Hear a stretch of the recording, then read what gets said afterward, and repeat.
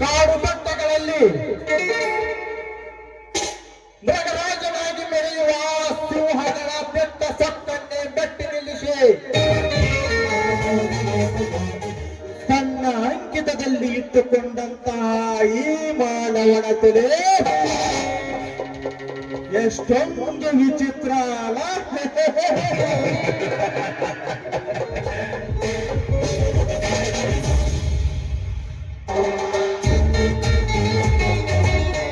ನಾನಾದರೂ ಅಷ್ಟೇ ಈ ಊರಿನಲ್ಲಿರುವ ಯೌವನದ ಹೆಣ್ಣುಗಳ ಅಂದ ಚಂದ ರೂಪಲಾವಣ್ಯಗಳನ್ನ ಅನುಭವಿಸಬೇಕಿದ್ದವನಲ್ಲ ಈ ಪೃಥ್ವಿರಾಜ.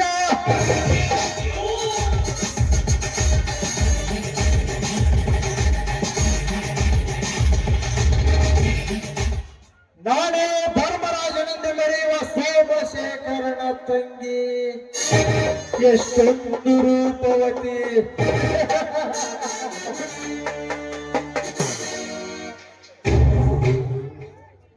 ಮದುವೆಯಾಗಿ ಸುಖ ಸಂಸಾರ ಸಾಗಿಸಬೇಕೆನ್ನುವಷ್ಟರಲ್ಲಿ ಸೋಮಶೇಖರನ ಹೆಂಡತಿಯನ್ನ ಯಮಲೋಕಕ್ಕೆ ಕಳುಹಿಸಿದ ಮಹಾಧೀರ ಈ ಪೃಥ್ವಿರಾಜ.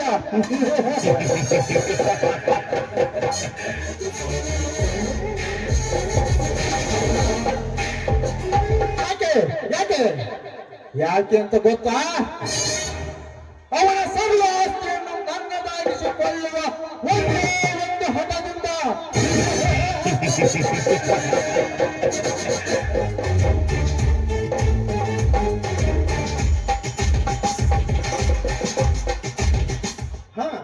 ಈ ಸುಂದರವಾದ ವನದಲ್ಲಿ ತಂಪಾದ ಗಾಳಿಯು ಇಂಪಾದ ರಾಗವನ್ನು ಹಾಡುತ್ತಿರುವಾಗ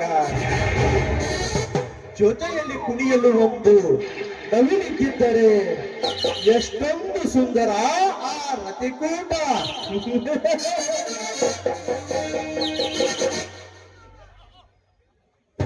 ಹೆಣ್ಣನ್ನು ಗಂಡಿಗಿಂತ ವಿಭಿನ್ನವಾಗಿಸಲು ಆ ದೇವರು ನಡುವಿನಲ್ಲಿ ಸೌಂದರ್ಯ ಕೊಟ್ಟ, ಕಂಠದಲ್ಲಿ ಮಧುರವನ್ನಿಟ್ಟ, ನಯನಗಳಲ್ಲಿ ಗಂಡಸರನ್ನು ಸೆಳೆಯುವ ಮಾದಕತೆಯನ್ನಿಟ್ಟ. ಆ ಮಾದಕ ಮಾತುಕತೆಗೆ ಸೋಲದ ಗಂಡುಗಳೇ ಇಲ್ಲದ ಹಾಗೆ ಮಾಡಿಬಿಟ್ಟ. God is great.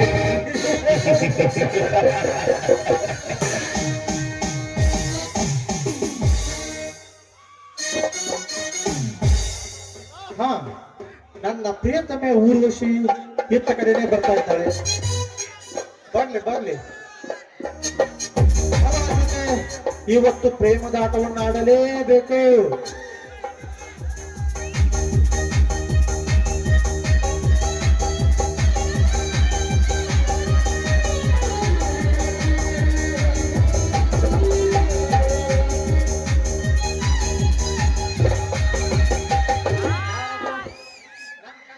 ಯಾರು ಹೇಳಿ ನೋಡೋಣ, ನಾನು ಯಾರು ಅಂತ.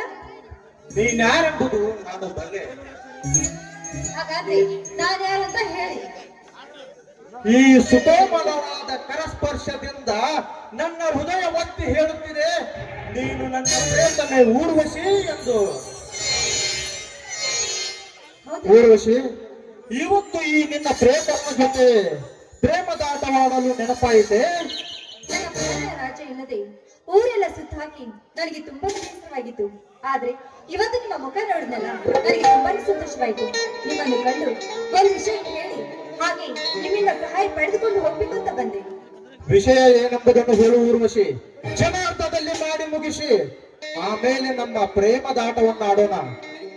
ಗಂಡನ ಮನೆಯಲ್ಲಿ ಸುಖವಾಗಿರ್ಬೇಕಾದ ನನ್ನ ಅಕ್ಕ ಒಂದೇ ತಿಂಗಳಲ್ಲಿ ಮದುವೆ ಆಗಿ ತೀರ್ಕೊಂಡು ಹೋದ್ರು.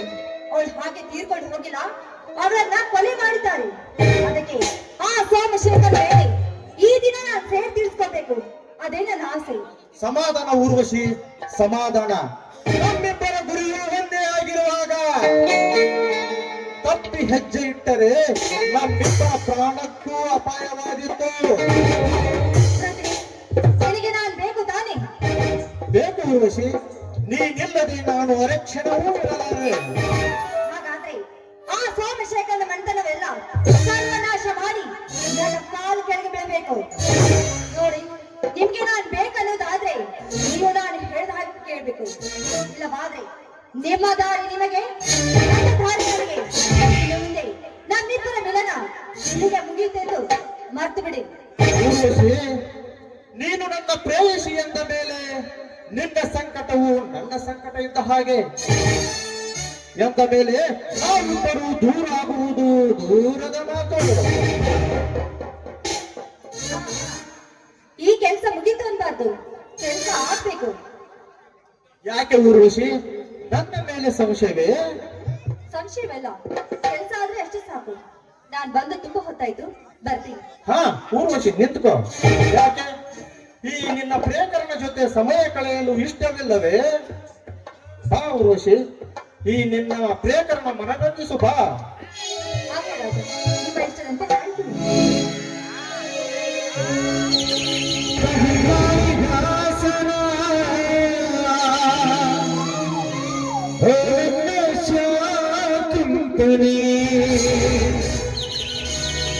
ಕವಿ ಕಾಳಿದಾಸನ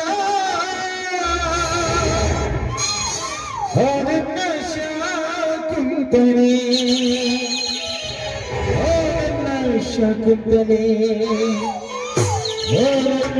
ಶಾಕುಂತನೆ,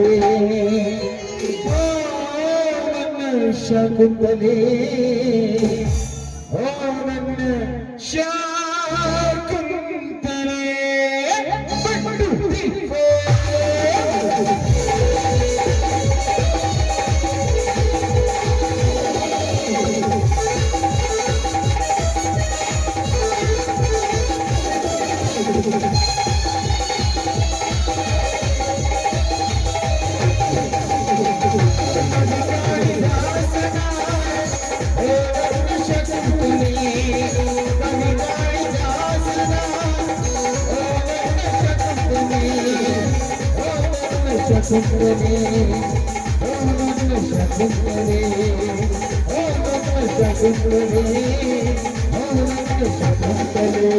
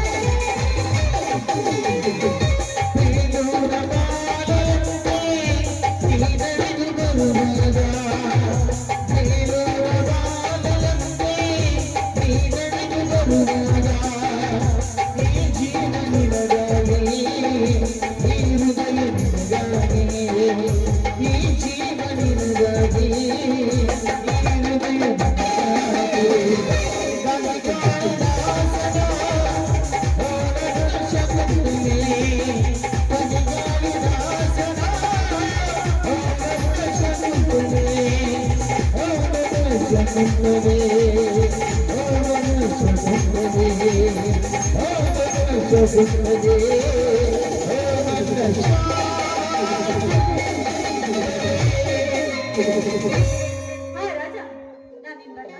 ಹಾ ಊರ್ವಶಿ, ನಮ್ಮ ಮುಂದಿನ ಭೇಟಿ ನಾನು ಇದೇ ಸಮಯದಲ್ಲಿ ಇದೇ ಜಾಗದಲ್ಲಿ ನಾನು ಬಂದು ಭೇಟಿ ಆಗ್ತೀನಿ. ಹಾಗೆ ಆಗಲಿ. ನಾನು ಬರ್ತೀನಿ. ಓಕೆ. Bye.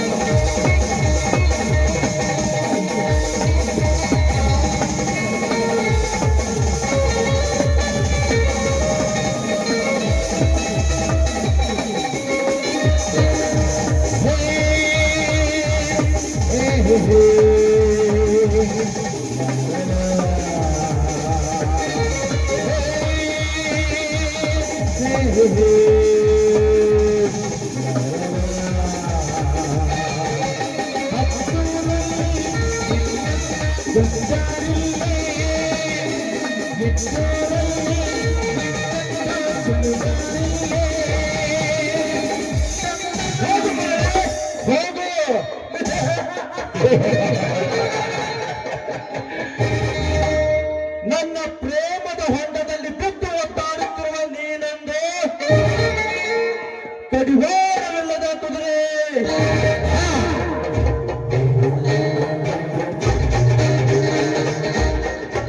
ನನ್ನ ಕಾಮದ ಇಂಗಿತವನ್ನು ತೀರಿಸಿಕೊಂಡ ಮೇಲೆ ನಿನಗೆ ತೋರಿಸುವೆ ಯಮಲೋಕದ ದಾರಿ.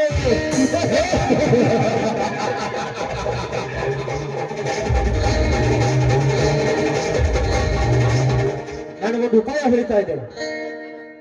ಈ ಊರ್ವಶಿ ನನ್ನ ಪ್ರಿಯತಮೆಯಾದರೂ ಕೂಡ ಇವಳು ನನ್ನ ತಂಗಿ ಎಂದು ನಾಟಕವಾಡಿ ಆ ಸೋಮಶೇಖರನ ತಮ್ಮನಾದ ಸತೀಶನಿಗೆ ಮದುವೆ ಮಾಡಿಸಿಬಿಟ್ಟರೆ ನನ್ನ ಕೆಲಸವಾದಂತೆಯೇ ಸರಿ.